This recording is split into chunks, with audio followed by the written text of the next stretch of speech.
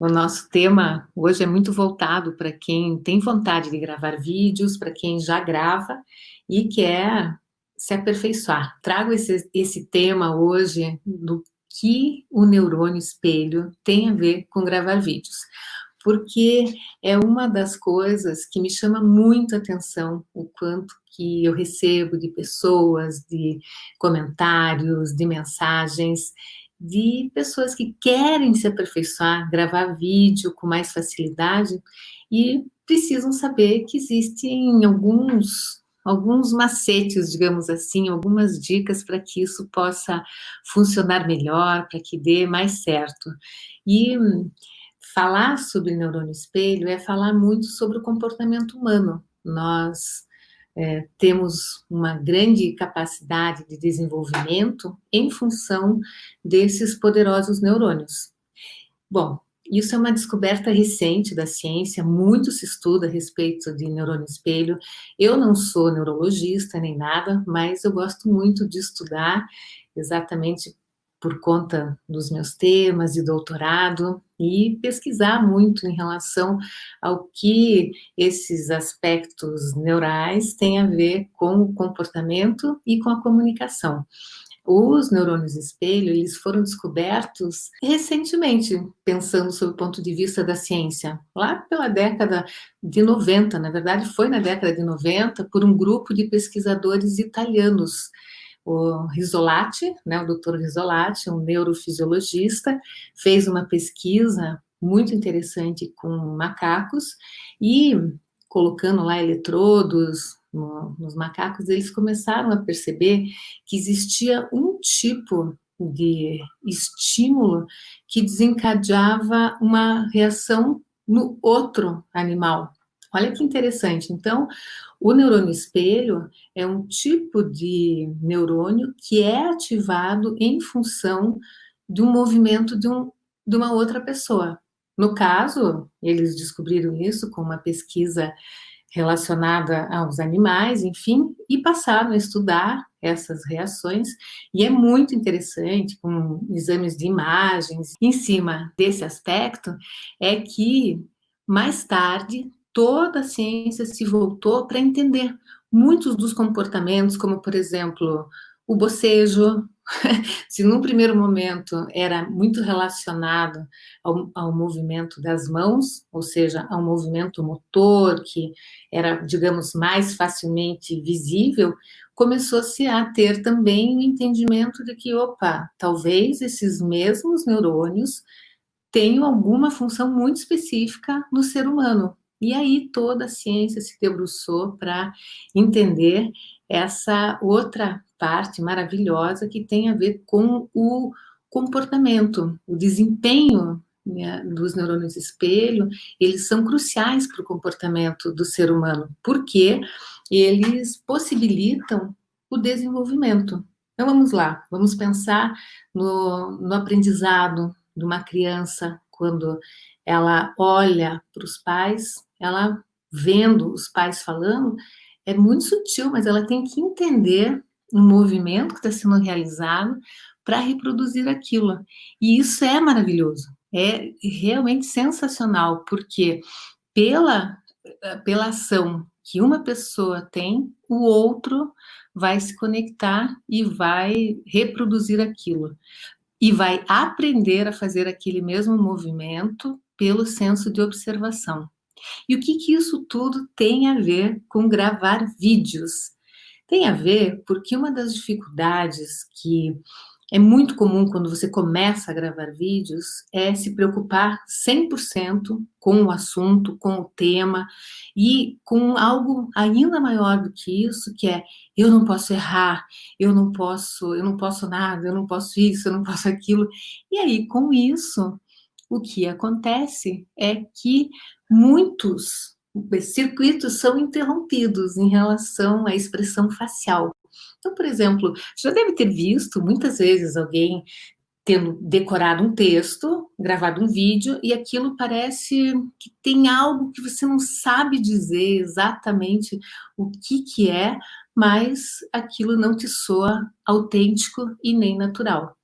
Por quê? As expressões faciais estão cristalizadas. No momento que você se propõe a gravar um vídeo e decora um texto, você se distancia muito da sua produção natural de fala. E aí, com isso, perde muito a sua capacidade de expressar aquilo que você está sentindo. Veja que coisa mais sutil, mas também poderosa, porque a partir do momento que você começa a entender isso, você tem que fazer um outro caminho para gravar seus vídeos. E essa relação do gravar os vídeos precisa ser compreendida como o ponto de partida para decidir como que você vai começar a gravar. Então, por exemplo, eu tenho o caso de uma cliente minha, que ela é médica, ela é muito competente, aliás, todo mundo que se propõe a se comunicar melhor, tem esse traço que dá responsabilidade de querer fazer o melhor possível, de não querer errar, de não querer passar vergonha. Mas, no entanto, o excesso de preocupação que ela tinha sempre fazia com que ela recorresse ao escrever um texto todo e passar um tempo decorando aquilo.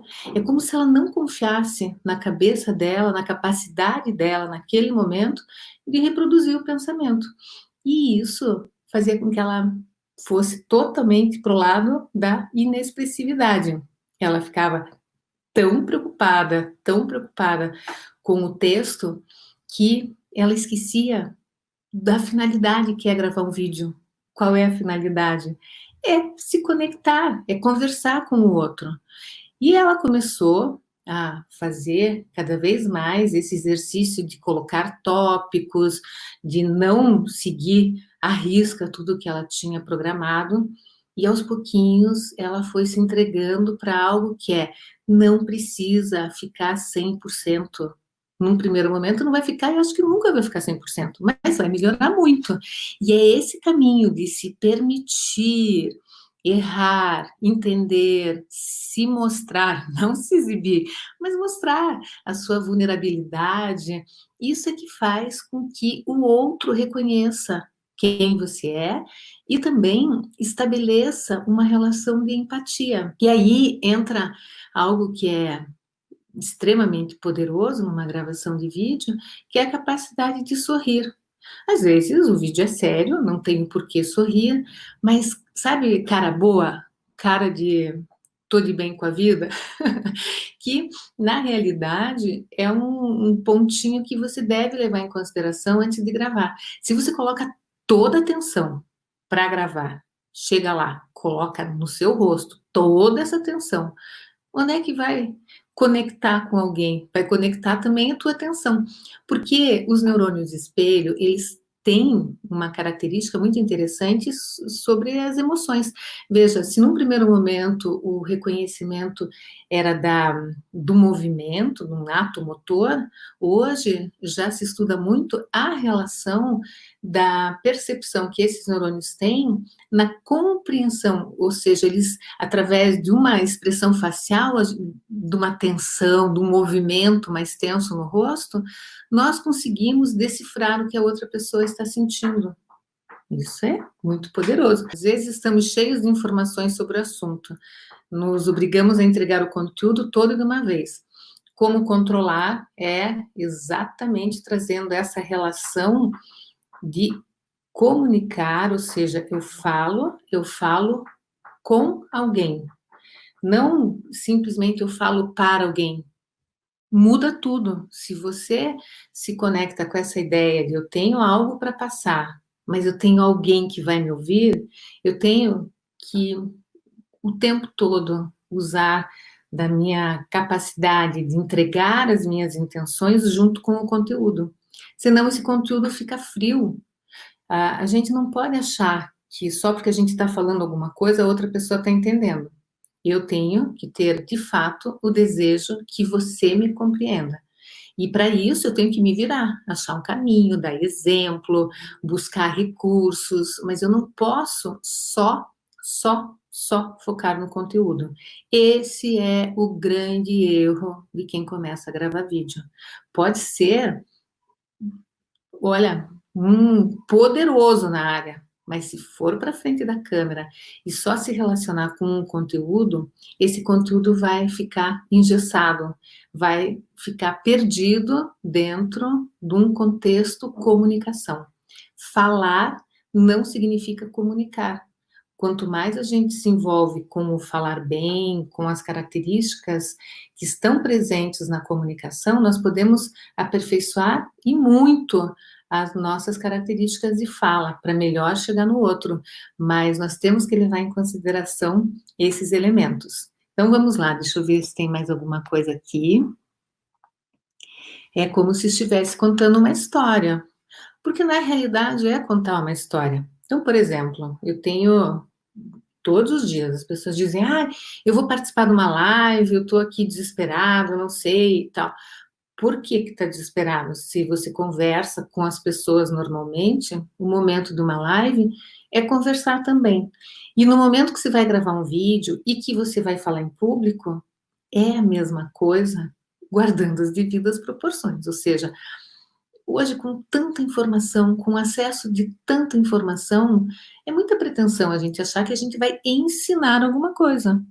Eu vejo, tenho um irmão cardiologista, ele fica bem aborrecido porque os pacientes já chegam lá com, quer dizer, não digo todos, mas isso virou uma coisa absurda até. O paciente já chega com um tratamento à la Google, já na prescrição, olha, doutor, você vai me tratar assim, vai me tratar.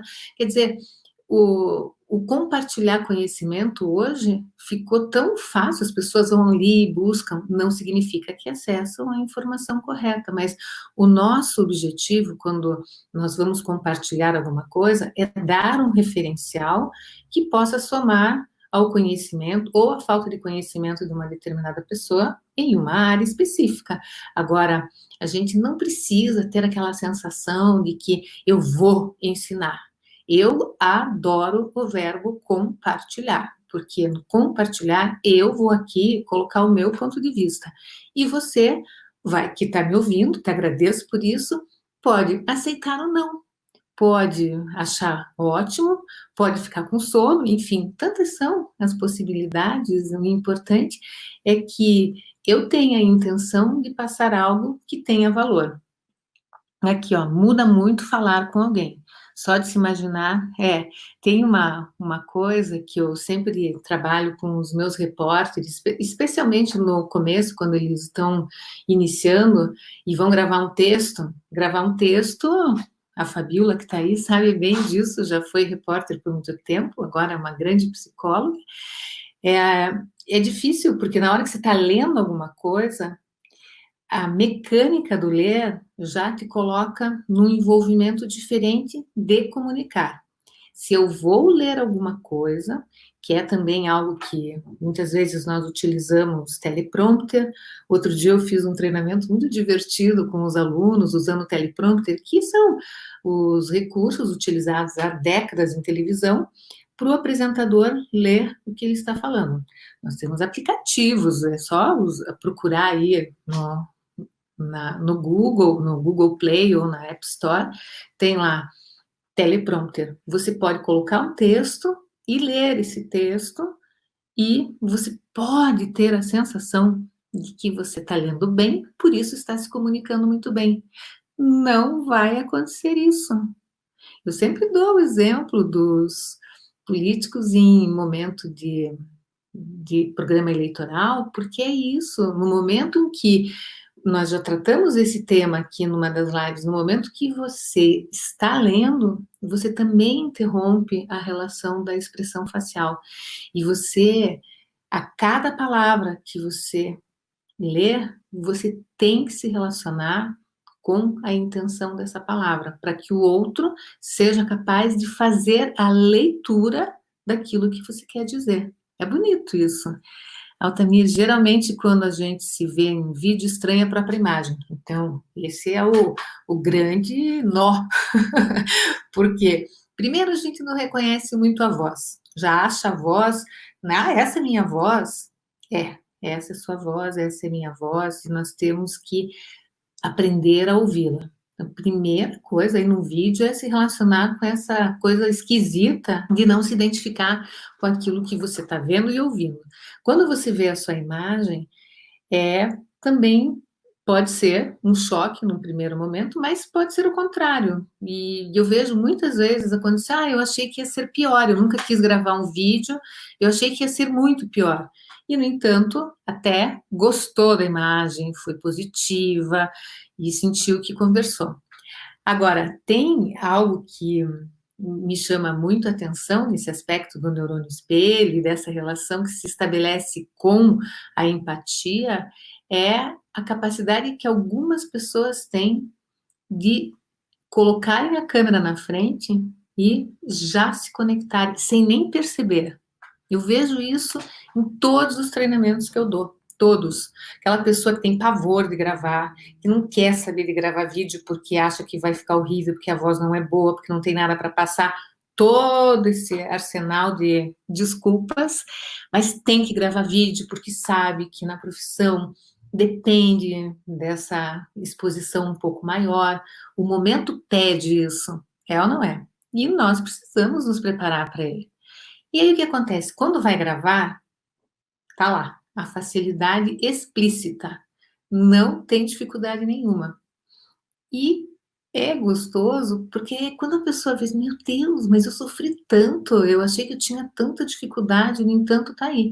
E o que que eu tenho para dizer em relação a isso? Você só vai saber se você tem essa facilidade ou não, colocando uma câmera na sua frente e saindo para gravar. Ou seja, não adianta, ai, não, eu vou deixar para depois, eu não gosto, eu isso, eu aquilo. Mas aí você vai se lembrar dessa história do neurônio espelho e vai dizer, bom, não posso aqui ficar lendo esse negócio simplesmente por ler. Vou colocar nos tópicos. E vocês lembram que nós tratamos algumas lives atrás sobre a clareza? A importância de falar com clareza e com concisão e organizar o tema.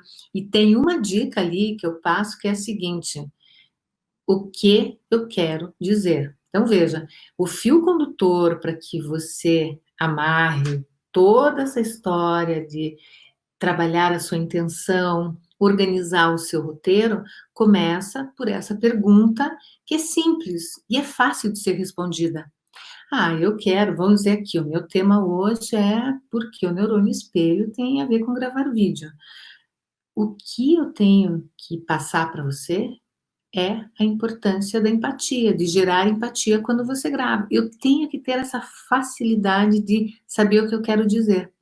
O que acontece é que quando a gente vai gravar um vídeo, é comum não ter bem claro o que a gente quer dizer.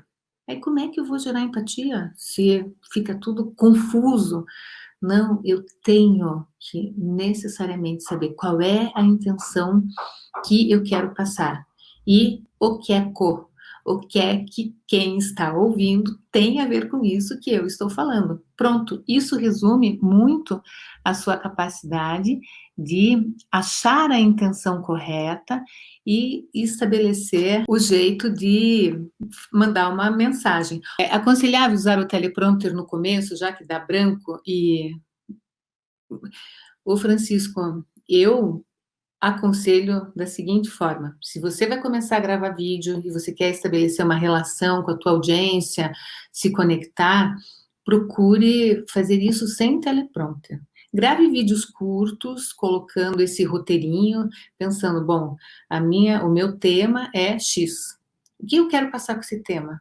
E organizar uma mensagem que seja coerente, que você pegue a câmera e fale sobre isso. É um caminho mais, talvez, não digo complicado, mas ele é mais árduo, porque ele vai te dar um pouco de trabalho. Você vai errar algumas vezes, você vai olhar teu vídeo, você não vai gostar, enfim, tem as objeções aí que acontecem.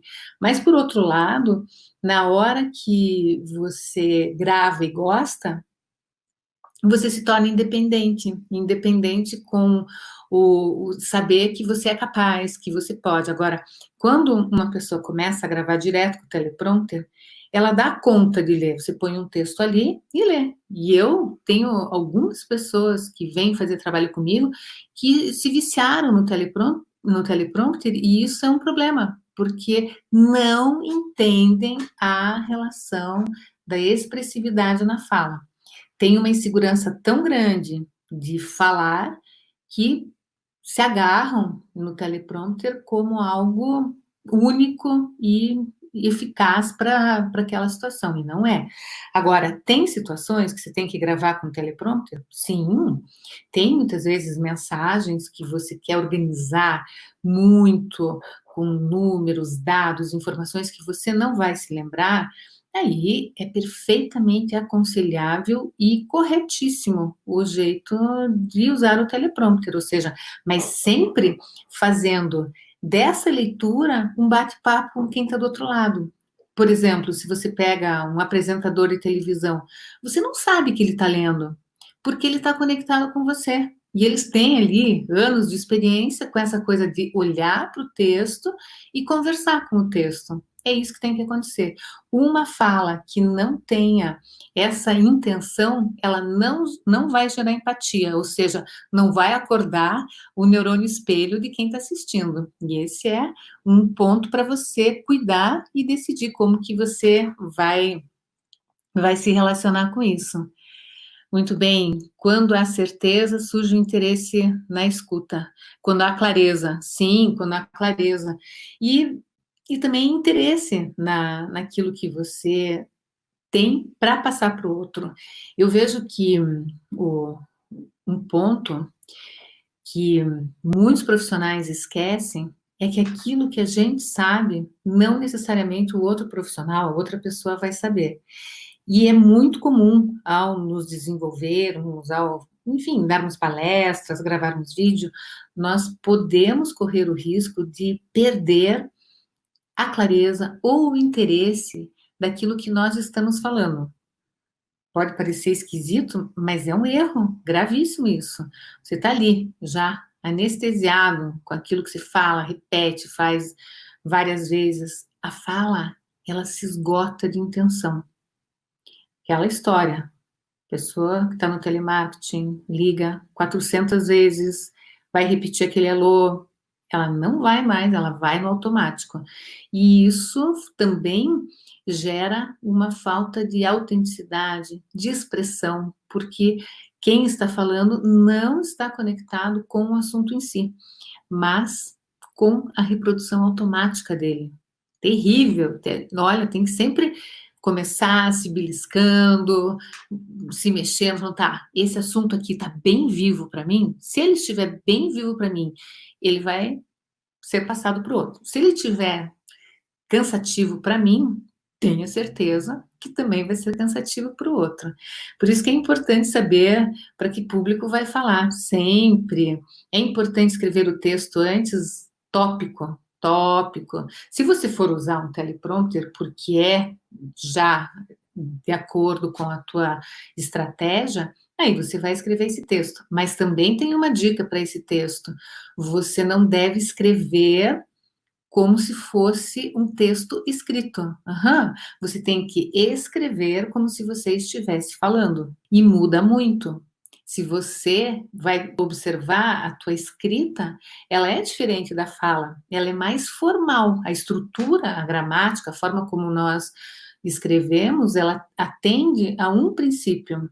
E quando nós falamos, nós passamos por cima de vários elementos, o que não significa que a gente tem que falar errado, não é isso, mas, claro que não é isso, mas a fala, ela traz outras características exatamente porque nós estamos construindo a intenção. O texto que vai ser colocado no teleprompter, ele necessariamente tem que ser um texto que poderia ser falado e que vai ser falado, ou seja, não pode ser aquela coisa certinha. E aí é mais uma coisa daquilo que a gente chama, né, de maldição do conhecimento. A pessoa vai escrever um texto, imagina, um baita profissional, vai escrever um texto e diz, não, mas não está certo isso, não está de acordo, não posso escrever desse jeito, não posso falar desse jeito.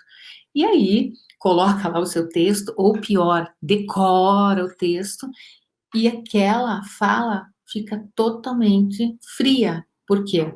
Porque o texto está quadrado, quando você está lendo aquilo, tua cabeça está em outro lugar, e aí você não se conecta com quem está ouvindo, porque realmente essa pessoa não está presente no seu discurso. Escrever diários nessa linguagem falada me ajudou bastante a me desenvolver, sim, porque no diário você coloca a fala. A fala é viva. E é muito interessante o momento em que nós trazemos a palavra para a fala, porque nós vamos dar o colorido que nós quisermos dar. Tem aquela expressão do que é o entusiasmo. O entusiasmo é ter, é falar com vida, é falar com vontade.